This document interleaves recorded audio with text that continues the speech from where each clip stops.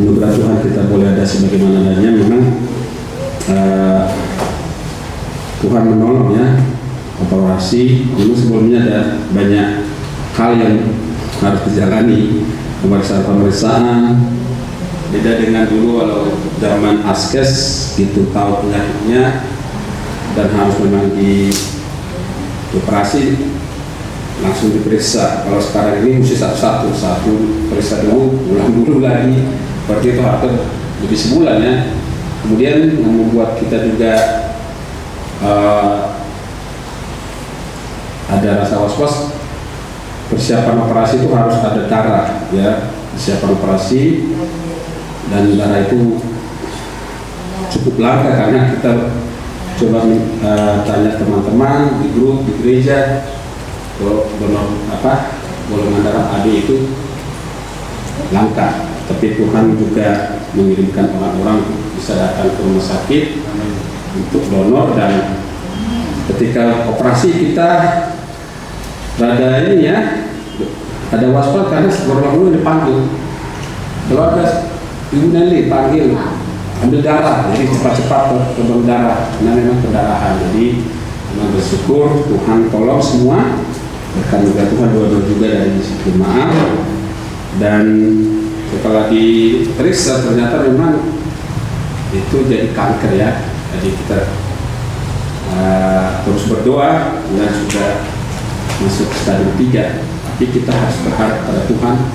Hanya pengobatan selanjutnya kemoterapi dari dokternya sampai 6 kali nanti. Hari Kamis kemarin sudah kontrol dan tinggal menunggu jadwal dari dokter ya, kapan mulai kemoterapi. Jadi saya yakin apapun yang Tuhan berikan kepada kita, Tuhan turut bekerja dalam segala sesuatu akan kebaikan. Baik, kita membuka kitab kita. Mari kita membuka dari kitab Roma pasal 14 mulai ayat 13 sampai dengan ayat yang ke-23. Roma pasal 14 ayat 13 sampai dengan ayat yang ke-23. Kita akan baca berganti. Saya akan membacakan ayat 13, Bapak Ibu akan membaca ayat 14. Demikian sampai ayat yang ke-23 dari kitab Roma pasal 14. Kalau sudah ditemukan, kita mulai demikian firman Tuhan. Roma 14 ayat 13 sampai dengan ayat yang ke-23. Karena itu janganlah kita saling menghakimi lagi, tetapi lebih baik kamu menganut pandangan ini. Jangan kita membuat saudara kita jatuh atau tersandung. Aku tahu dan yakin dalam Tuhan Yesus bahwa tidak ada sesuatu yang najis dari dirinya sendiri. Hanya bagi orang yang beranggapan bahwa sesuatu adalah najis, bagi orang itulah sesuatu itu najis. Sebab jika engkau menyakiti hati saudaramu oleh karena sesuatu yang engkau makan, maka engkau tidak hidup lagi menurut tuntutan kasih. Janganlah engkau membinasakan saudaramu oleh karena makananmu, karena Kristus telah mati untuk dia. Apa yang baik yang kamu miliki, janganlah kamu biarkan difitnah.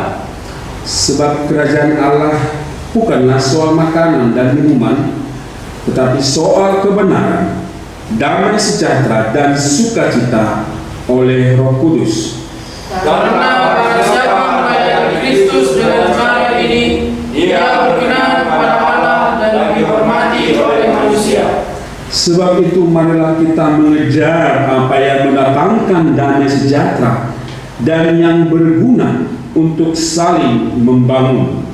Janganlah kau merusakkan pekerjaan Allah oleh karena makanan. Segala sesuatu adalah suci, tetapi celakalah orang jika oleh makanan lain tersandung.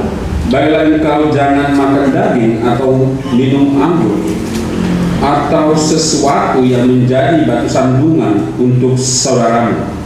Berpeganglah pada keyakinan yang kau miliki itu bagi dirimu sendiri di hadapan Allah. Berbahagialah dia yang tidak menghukum dirinya sendiri dalam apa yang dianggapnya baik untuk dilakukan. Tetapi barang siapa yang bimbang kalau ia makan, ia telah dihukum karena ia tidak melakukannya berdasarkan iman. Dan segala sesuatu yang tidak berdasarkan iman adalah dosa. Kita berdoa. Bapa Surgawi, bersyukur untuk firman yang sudah kami bacakan, kiranya Roh Kudus yang memberikan penerangan di hati kami masing-masing, sehingga dengan pimpinan Roh Kudus kami mengerti apa yang Tuhan kehendaki untuk kami dapat lakukan dalam hidup kami sebagai anak-anak Tuhan, sebagai jemaat Kristus yang sudah Tuhan tebus, Tuhan tempatkan di tempat ini, dan Tuhan menginginkan kami untuk melakukan kebenaran firman-Mu. Dan Roh Kudus yang menolong supaya Hamba-Mu juga dapat berkata-kata sesuai dengan kebenaran firman-Mu, dan apa yang disampaikan boleh kami mengerti dan kami cerna untuk bisa kami praktekkan dalam kehidupan kami. Dan juga berdoa Engkau memberkati seluruh jemaat Tuhan, baik yang sudah hadir dan juga yang tidak hadir, dan mungkin ada yang sakit atau berbeban berat. Tuhan menghiburkan mereka yang mungkin undur, Tuhan menarik mereka kembali untuk datang beribadah memuji Tuhan. Berfirmanlah Tuhan karena kami sudah siap mendengarkannya. Dalam nama Yesus Kristus kami berdoa. Amin. Ya, Bapak Ibu yang terkasih, mungkin kita masing-masing ada makanan favorit ya. Ada makanan yang tidak disukai, ada minuman yang tidak disukai. Dan dalam konteks ini kita melihat bahwa Rasul Paulus mengingatkan jemaat di Roma untuk tidak membuat tersandung orang-orang di sekitarnya oleh karena sesuatu peraturan-peraturan, sesuatu hal-hal yang membuat orang bisa tersandung. Ya, contohnya mengenai makanan yang dibicarakan di sini. Namun yang mau kita lihat di sini adalah persoalan-persoalan ini dijawab oleh Rasul Paulus untuk mengutamakan yang terutama di atas segala sesuatu. Mengutamakan yang terutama. Kenapa? Disampaikan di ayat 17, sebab kerajaan Allah bukanlah soal makanan dan minuman, tetapi soal kebenaran. Kerajaan Allah bukan soal makanan, bukan soal minuman, bukan hal-hal lahiriah, bukan juga soal pakaian, bukan juga soal ada istiadat atau segala sesuatu yang kita lihat dalam dunia ini. Hal kerajaan Allah itu yang terutama apa? Rasul Paulus mengingatkan bahwa hal kerajaan Allah bukan hal-hal duniawi, bukan hal-hal lahiriah, tetapi soal kebenaran. soal kebenaran firman Tuhan. Tadi Bapak Injil mengingatkan ya, menjelaskan bahwa ada orang juga yang tidak suka mendengar ketika ada orang mengatakan bahwa banyak pendeta masuk neraka. Kenapa? Karena ajarannya, apa yang disampaikannya bisa saja tidak sesuai dengan kebenaran firman Tuhan. Dan sudah membahas tadi tentang nasihat dari Tuhan Yesus dalam khotbah di bukit. Banyak orang berseru kepada Tuhan. Ya, banyak orang yang berseru kepada Tuhan, Tuhan, bukankah aku bernubuat, bukankah aku berkhotbah, bukankah aku melayani demi namamu. Tapi kalau tidak dalam kebenaran, Tuhan tidak menerima. Bahkan Tuhan mengatakan enyah. Jadi yang terutama dalam kehidupan kita adalah soal kebenaran. Soal kebenaran dalam melakukan apa yang Tuhan perintahkan, baik bagi jemaat dan juga bagi pemimpin di gereja, baik bagi kita semua. Apa yang disampaikan melalui firman Tuhan itulah yang terutama dalam kehidupan kita. Apa yang dikejar orang? Ya, orang mengejar pendidikan, orang mengejar cita-citanya, ya, orang mengejar kesehatan, banyak hal yang dikejar oleh manusia. Apakah itu salah? Tidak ada yang salah. Tapi bagaimana cara mendapatkan itu yang perlu kita perhatikan. Karena itu dikatakan di ayat 19, sebab itu marilah kita mengejar apa yang mendatangkan damai sejahtera. Apa cita-cita kita sekarang ini? Banyak orang masih, walaupun sudah orang tua, ada cita-citanya untuk anaknya menyekolahkan di perguruan tinggi, di sekolah kedinasan, contohnya setelah selesai nanti dapat kerja dan sebagainya. Itu cita-cita yang baik, tidak salah. Tapi apakah dengan mendapatkan itu tetap dalam kebenaran firman Tuhan? Apakah ketika kita mendapatkan atau meraih sesuatu masih tetap dalam kebenaran firman Tuhan? Itu yang terutama yang perlu kita perhatikan. Bukan soal jabatan, bukan soal pendidikan, bukan soal harta yang kita miliki. Tapi apakah kita mendapatkan itu dengan kebenaran firman Tuhan? Benarkah kita mendapatkan ini? Sesuai dengan firman Tuhankah kita memperoleh ini? Itu yang terutama yang ditekankan oleh Rasul Paulus kepada jemaat di Roma dan juga kepada kita saat ini. Ada juga orang yang sifatnya hanya melihat apa yang negatif pada orang lain, ya. Ini memang bukan suatu hal yang dibuat general, ya. Kalau kita melihat ada manusia yang hidupnya seperti wasit pemain bola, ya. Kalau bola itu, kalau wasitnya, dia selalu berlari-lari sepanjang lapangan dengan tujuan apa? Melihat pelanggaran pemain yang sedang bermain, ya. Apakah pemain A, pemain B. Jadi dia berlari terus. Jadi dia berlari mengejar bola, berlari mengejar pemain demi melihat kesalahan-kesalahan dari pemain. Nah, itu yang terjadi pada jemaat di Roma ini. Jadi ada orang yang mempertentangkan tentang makanan, tentang minuman, tentang sesuatu yang najis, dan itu membuat orang tersandung. Kita harus menghindari hidup yang seperti wasit di lapangan, yang hanya mengejar pemain dan juga mengejar bola demi mencari kesalahan-kesalahan orang lain, demi mencari kesalahan-kesalahan orang-orang yang ada di sekitar kita. Jadi Rasul Paulus mengingatkan kerajaan surga itu bukan soal makanan, bukan soal minuman, bukan soal kesehatan dan sebagainya. Tapi bagaimana kita melihat semua itu dari kebenaran firman Tuhan. Karena itu kita mesti bangkit dari ketiduran kita selama ini. Kalau selama ini kita mengejar hal-hal yang duniawi, saya tidak mengatakan kita tidak boleh bekerja, saya tidak mengatakan kita tidak boleh mengejar cita-cita kita. Tapi bagaimana cara kita mendapatkan itu yang perlu kita perhatikan sesuai dengan kebenaran firman Tuhan. Apakah dalam kebenaran firman Tuhan atau Tidak. Seperti yang ke-17, sebab kerajaan Allah bukan soal makanan dan minuman, tetapi soal kebenaran. Itu yang terutama ditekankan. Bagaimana kita mendapatkan sesuatu benar di hadapan Tuhan. Bukan bagaimana kita mendapatkan itu sebanyak-banyaknya sesuai dengan pikiran kita, sesuai dengan akal bulus kita. Tapi bagaimana hal itu didapat benar enggak sesuai dengan kebenaran itu. Di dalam suku tertentu ada orang yang mengejar, ya mungkin Bapak Ibu juga mungkin sudah tahu ya, kalau di Batak itu ada 3 H yang dikejar: Amorau, Hagabeum, Hasangapo. Apa itu? Amorau artinya kekayaan, itu yang dikejar.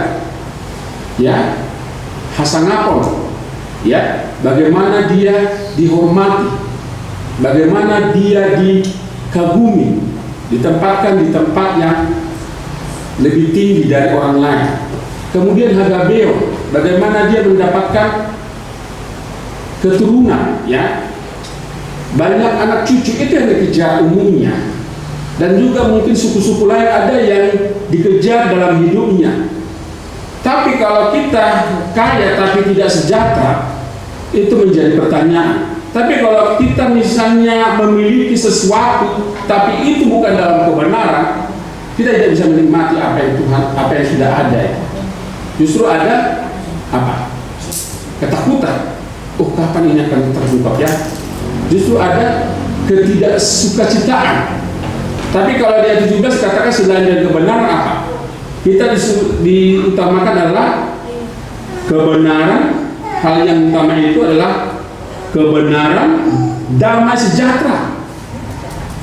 Ketika kita memperoleh sesuatu, apakah kita damai mendapatkannya? Ketika kita memperoleh sesuatu, apakah kita sukacita? Nah, itu yang selanjutnya dikatakan oleh Rasul Paulus: kebenaran, damai sejahtera, dan sukacita. Jadi hal-hal yang dijelaskan oleh Rasul Paulus di ayat-ayat sebelumnya hendaknya dihindari. Bukan mencari-cari soal yang salah pada orang. Kita bukan menjadi hakim, tapi kita disuruh untuk mengerjakan sesuatu dengan benar. Sehingga dengan kebenaran kita memperoleh damai sejahtera, dengan kebenaran kita memperoleh sukacita. Itu yang ditekankan oleh Rasul Paulus. Hal-hal yang menjadi persoalan bisa juga terjadi di jemaat ini. Di jemaat atau juga di rumah mempersoalkan hal-hal yang tidak seharusnya kita besar-besarkan, bisa juga terjadi seperti yang terjadi di jemaat di Roma ini, yang mempersoalkan tentang makanan dan minuman, tentang sesuatu yang najis dan sebagainya. Bukan itu yang terutama. Apa yang terutama dalam hidup kita? Kebenaran. Kita terus mengejar kebenaran dan bisa mengaplikasikan kebenaran itu dalam kehidupan kita. Mengapa itu begitu penting? Mengapa? Karena dijelaskan di ayat yang ke-18. Karena barang siapa melayani Kristus dengan cara ini, dengan cara apa? Dengan cara mengutamakan kebenaran, dengan cara mengutamakan damai sejahtera, dengan cara mengutamakan sukacita, maka apa yang didapat? Ia berkenan, ia dikenal bukan hanya oleh manusia, tapi terutama berkenan kepada Allah. Saya baca ayat 18. Karena barang siapa melayani Kristus dengan cara ini, ia berkenan pada Allah dan dihormati oleh manusia. Jadi kalau kita menginginkan hormat dari manusia, caranya bukan dengan cara-cara dunia, tapi dengan cara kita mengutamakan kebenaran, kita mendapatkan damai sejahtera dan sukacita oleh Roh Kudus. Maka sendirinya Allah berkenan. Yang ditekankan pertama adalah Allah berkenan kepada apa yang dilakukan oleh orang-orang yang hidup dalam kebenaran, oleh orang-orang yang mengejar damai sejahtera, oleh orang-orang yang mengejar sukacita. Hidupnya dikenang oleh Allah. Tapi bukan hanya itu, juga dihormati. Ya seperti saya tekankan tadi, orang-orang tertentu suku Batak sangat mencari kehormatan. Ya, makanya semuanya raja. Kalau kita melihat di adat nggak ada yang jadi pembantu atau semua raja, semua bukan orang biasa. Apalagi kalau dia ada Raja Simamora, Raja Sihombi, semua raja kalau kita masuk ke adat. Kenapa? Karena kehormatan itu begitu diagung-agungkan. Tapi untuk bisa dihormati caranya adalah dengan hidup dalam kebenaran, dengan hidup dalam sukacita dan damai sejahtera. Sehingga Tuhan berkenan. Yang terutama adalah Tuhan berkenan dalam segala kehidupan kita. Ketika Tuhan berkenan, maka otomatis manusia juga akan menghormati. Jadi kita tidak perlu cari hormat atau bilang hormat. Secara otomatis Tuhan memberikan hati bagi sesama kita untuk menghormati kita ketika kita hidup dalam kebenaran, ketika kita mengejar yang namanya damai sejahtera, ketika kita mengejar yang namanya sukacita. Itu alasan dan mengapa Paulus menekankan jemaat di Roma ini untuk hidup dalam kebenaran. Karena cara untuk dikenal oleh Tuhan adalah dengan hidup dalam kebenaran, dengan hidup mencari damai sejahtera dan sukacita. Dan cara untuk dihormati manusia juga sama. Ya. Jadi ayat 18 itu sangat jelas alasan mengapa kita harus mengutamakan kebenaran. Karena dengan kita hidup mengutamakan kebenaran, maka Tuhan berkenan dan juga manusia sendiri akan menghormati. Karenanya apa yang kita kejar? Jadi bukan hal-hal yang di atas tadi. Ayat 19 sangat jelas lagi dijelaskan mengenai yang utama, sebab itu. Sebab apa? Ya, jadi ayat 17 ada kata sebab, ayat yang 18 ada karena, ayat yang 19 ada sebab. Jadi semua ada alasan-alasan dan alasan-alasan itu dari ayat sebelumnya. Kalau ayat 17 dikatakan sebab kerajaan Allah, ya, bukan soal makanan dan minuman. Mengapa ini muncul? Karena orang-orang di Roma itu mengutamakan makanan-makanan yang halal. Jadi membenci orang yang makan makanan yang tidak dimakannya, sehingga terjadi batu sandungan, sehingga terjadi pertentangan antara satu dengan yang lain. Karenanya muncul ayat yang ke-17, sebab kerajaan Allah bukan soal makanan dan minuman, tapi soal kebenaran, damai sejahtera dan sukacita. Dan alasan mengapa itu yang utama muncul di ayat yang ke-18, sebab karena barang siapa melayani Kristus, kita semua melayani. Jadi bukan hanya pelayanan di mimbar, musik, semua kita adalah melayani Tuhan. Baik kita melayani di rumah atau menjadi guru atau sebagai apapun kita di kantor, itu adalah pelayanan. Tapi bagaimana kita melayani Tuhan adalah dengan cara ini, dengan cara benar, dengan cara mengutamakan sukacita, dengan cara mengutamakan damai sejahtera. Dan muncul ayat yang ke-19, sebab itu marilah kita mengejar. Itu saya singgung tadi, apa yang kita kejar dalam dunia ini? Sukacita kah atau harta benda kah? Ketenaran, prestise, ya, prestasi, keturunan, apa? Rasul Paulus menekankan di ayat 19, sebab itu marilah kita mengejar apa yang mendatangkan apa? Damai sejahtera. Dan itu yang susah diwujudkan. Di Indonesia ini damai sejahtera itu sangat susah. Sekalipun dulu ada partai damai sejahtera, tapi tidak sejahtera juga, mereka juga pecah, bahkan sudah hilang sekarang. Di Indonesia, bukan hanya di Indonesia, di dunia ini, untuk mendapatkan damai sejahtera itu, jangankan di Indonesia, di keluarga kecil, ya, yang bersaudara yang sudah kembar identik juga susah. Kenapa? karena dosa sudah menjalar, karena ada masalah dosa. Tapi Rasul Paulus mengingatkan, sebab itu marilah kita mengejar apa yang mendatangkan damai sejahtera. Ketika kita melakukan sesuatu kegiatan atau pekerjaan, apakah ini damai sejahtera bagi kita, bagi orang-orang sekitar kita?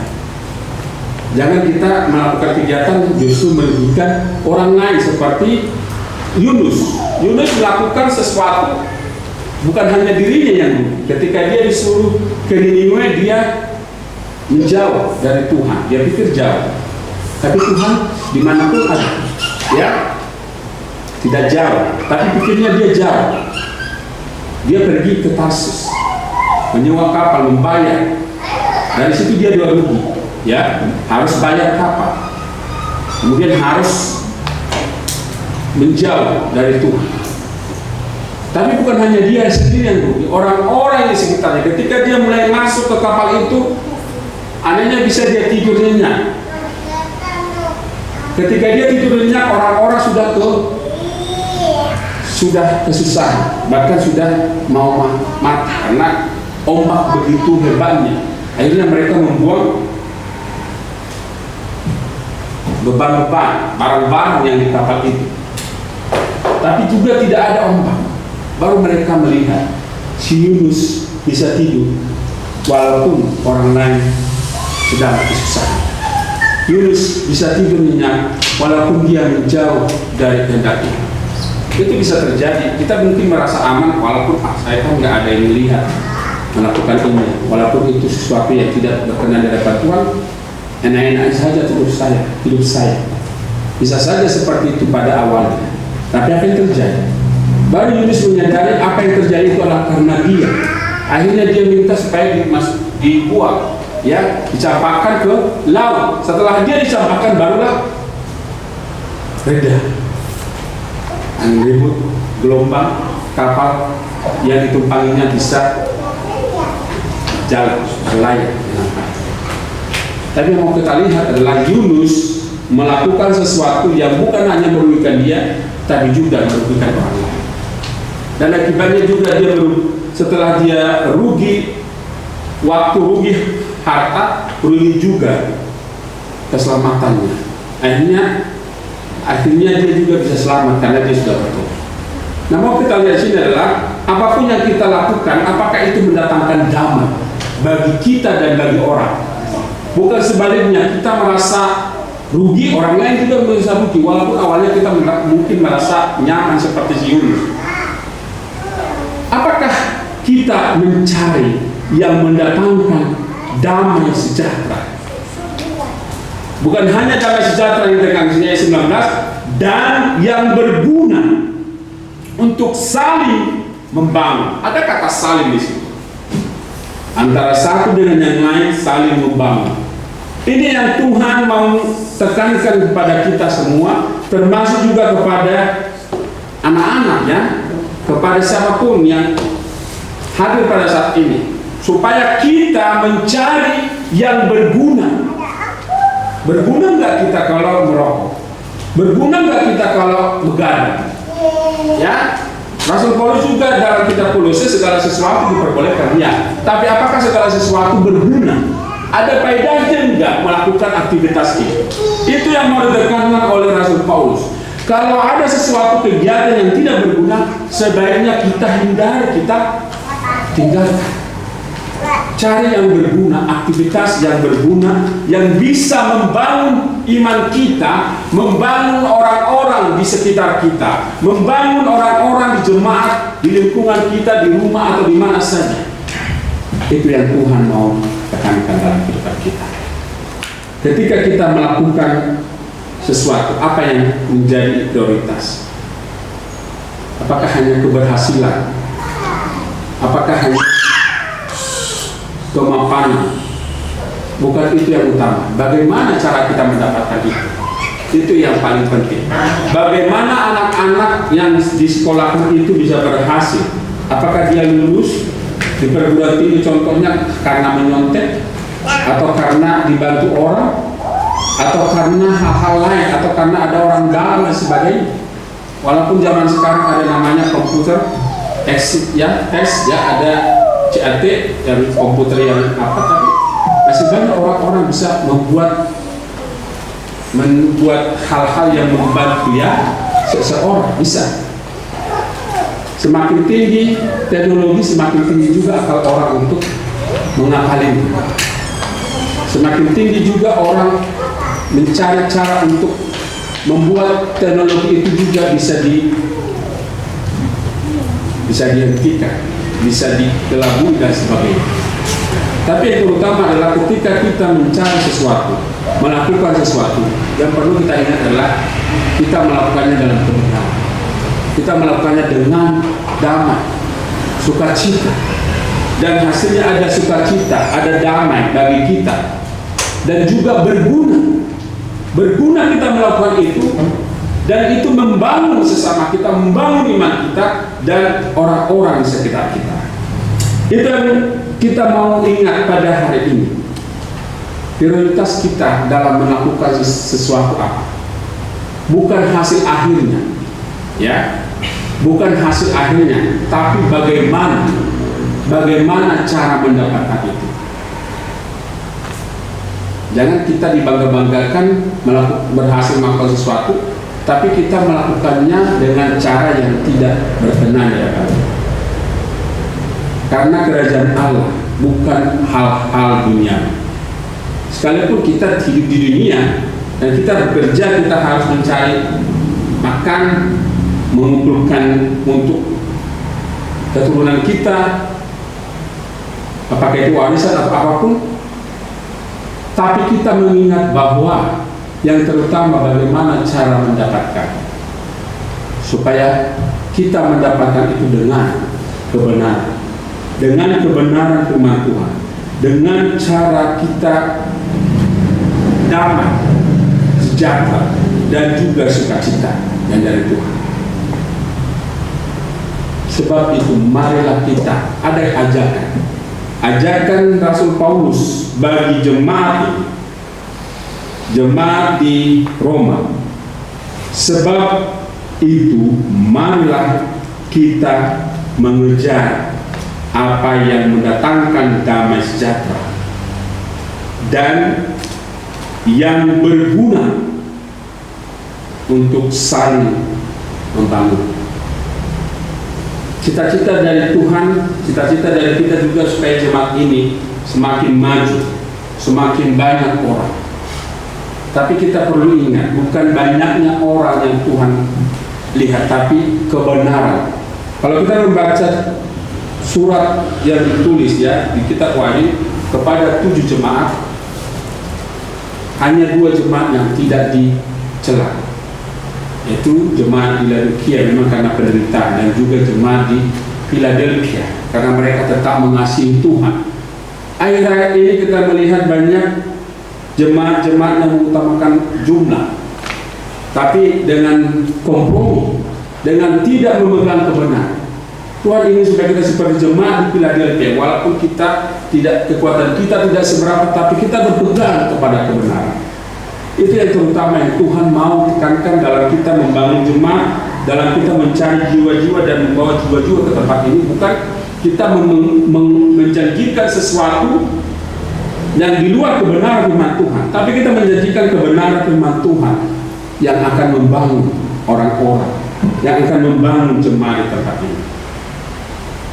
Hidup dalam kebenaran dan hidup dalam sukacita dan damai sejahtera, mencari sesuatu dengan tujuan untuk mendatangkan damai sejahtera dan juga mendatangkan apa yang berguna. Jadi hidup kita ini tidak lama, ya. Hidup kita dikatakan seperti uang. Hidup kita singkat. Bahkan Musa sendiri mengatakan 70, kalau kuat 80. Itu kalau kita bisa mencapai itu syukur. Kalau usia 60, ada juga usia orang hanya bisa 1 hari dalam tangan Tuhan. Ada yang 30. Seberapa banyak kita hidup, bukan itu yang penting, tapi bagaimana kita menjalani hidup kita. Itu yang terutama. Bukan seberapa lamanya, Karenanya Tuhan ingin supaya kita mengejar bukan yang sifat sementara, tapi mengejar apa yang mendatangkan sukacita dan damai sejahtera. Apa yang kita kejar? Kalau kita mengejar karir, terus kejar karir. Kalau kita sekarang mengejar pendidikan, terus kejar. Apapun yang kita kejar, mengejar misalnya aset untuk anak cucu, kejar. Tapi perlu kita ingat bagaimana kita cara mengejarnya. Apakah ada damai di sana? Apakah kita mengejar itu ada gunanya dan membangun? Jangan nanti ketika ada warisan anak cucu kita itu berantem, karena kita mengutamakan harta doang, tapi tidak membangun anak cucu kita itu dengan kebenaran firman Tuhan. Tidak berguna harta itu, justru mereka saling bunuh-membunuh. Yaitu banyak kasus ya, si anak membunuh orang tua karena harta, abang adik juga saling berantem karena harta, atau mengejar sesuatu yang membuat justru tidak mendatangkan damai sejahtera. Kita mengejar apapun tidak disalahkan oleh Tuhan, tapi kita tetap ingat bagaimana cara mengejarnya. Apakah kebenaran? Apakah kita tetap menekankan kebenaran kepada anak cucu kita yang akan kita tinggalkan nanti?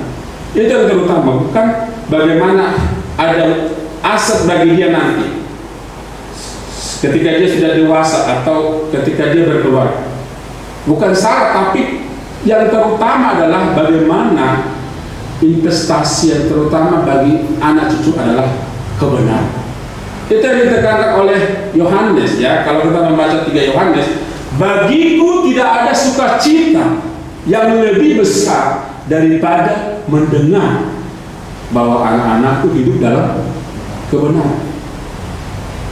Sukacita yang terutama ketika anak cucu kita hidup dalam kebenaran.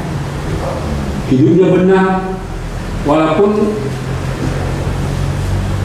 yang kita tinggalkan mungkin tidak ada, ya, tanda petik, atau mungkin ada tapi sedikit, dia akan Tuhan pakai untuk mengelolanya dengan sebaik-baiknya, karena kita sudah menekankan kebenaran dari firman Tuhan.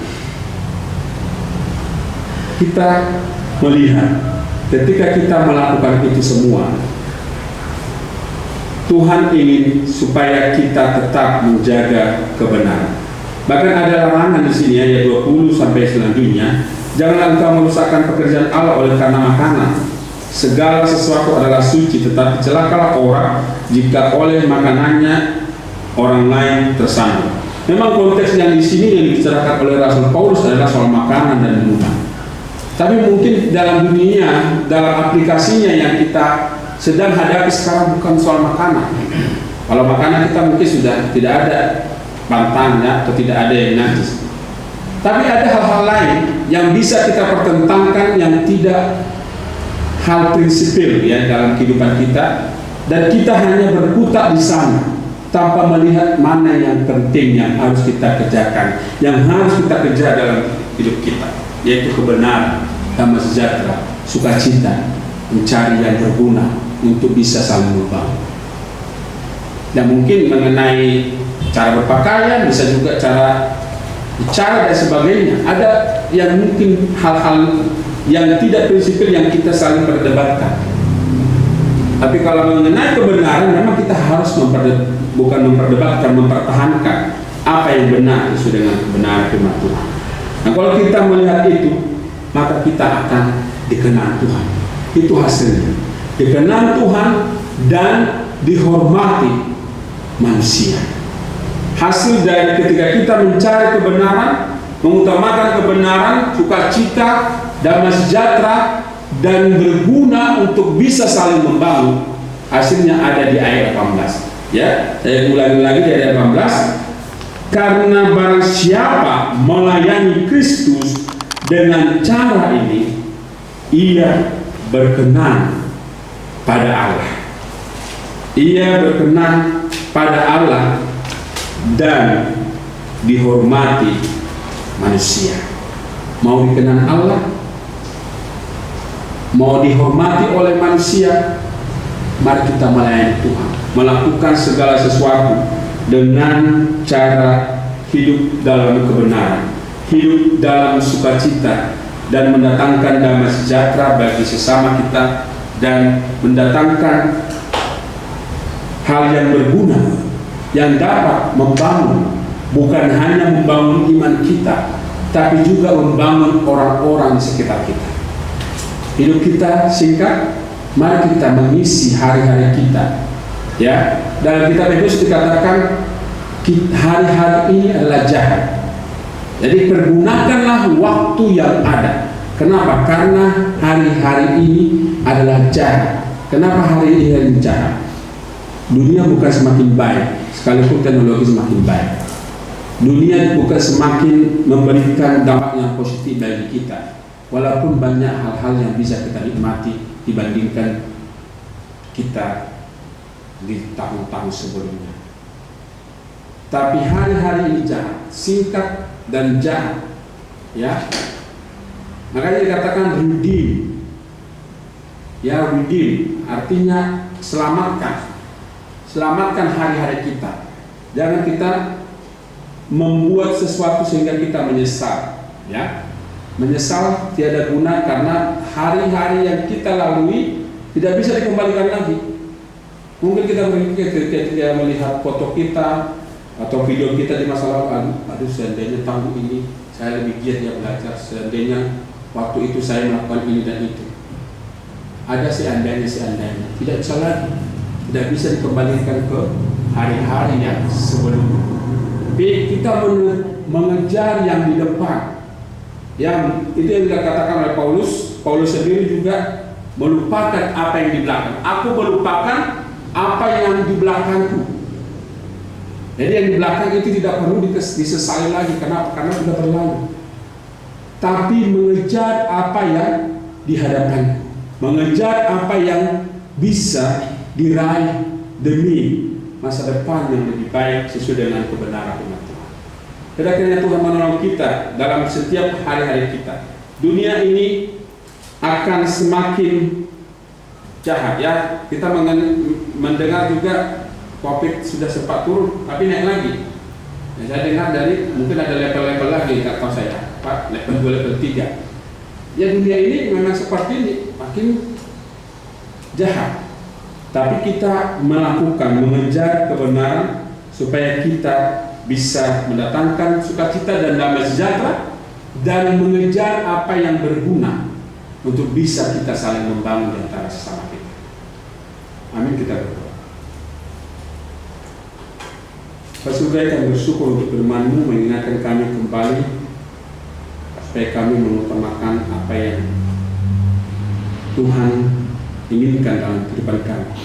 Kami mengejar yang mendatangkan damai sejahtera dan yang berguna untuk saling membangun di antara sesama kami. Ampunkan kami jika dalam hari-hari kami lebih mengutamakan mengejar hal-hal yang sifatnya sementara, soal makanan, soal minuman, bahkan hal-hal yang duniawi. Kami bersyukur melalui firman-Mu, Tuhan memberikan jalan bagi kami supaya kami dapat mengutamakan hal-hal yang mendatangkan kebenaran, hal-hal yang benar sesuai dengan kebenaran firman Tuhan, dan juga yang mendatangkan damai sejahtera dan sukacita. Ketika kami melakukan ini, kami akan diberkati Tuhan. Tuhan juga sendiri akan berkenan kepada kami, dan Tuhan akan memberikan berkat-berkat lain ketika kami mencari dan mengutamakan Tuhan dalam kehidupan kami. Kiranya Tuhan menolong supaya apa yang kami dengar dari firman Tuhan, mungkin banyak cita-cita yang sedang kami rancangkan dalam kehidupan kami saat ini, biar kiranya dalam meraih cita-cita yang kami sedang kerjakan, yang sedang kami raih, kami tetap mengingat bahwa yang terutama adalah kami mengutamakan kebenaran. Bagaimana kami meraih itu dengan kebenaran, bagaimana kami mencapai itu dengan mendatangkan damai sejahtera dan sukacita.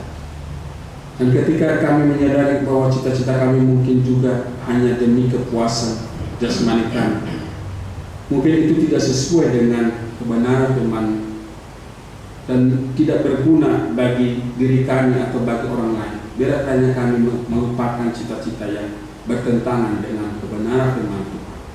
Kami mengejar cita-cita yang selaras, seturut dengan kehendak Tuhan, sehingga akan mendatangkan berkat dan sukacita surgawi dari Tuhan. Memang sudah selesai berkata-kata, namun Roh Kudus yang menolong kami, supaya apapun yang kami dengar dari firman Tuhan tidak berlalu begitu saja, namun kami dapat melakukan dan menerapkannya dalam kehidupan kami. Menyerahkan semua tanganmu dalam nama Yesus kami berdoa. Amin. Amen.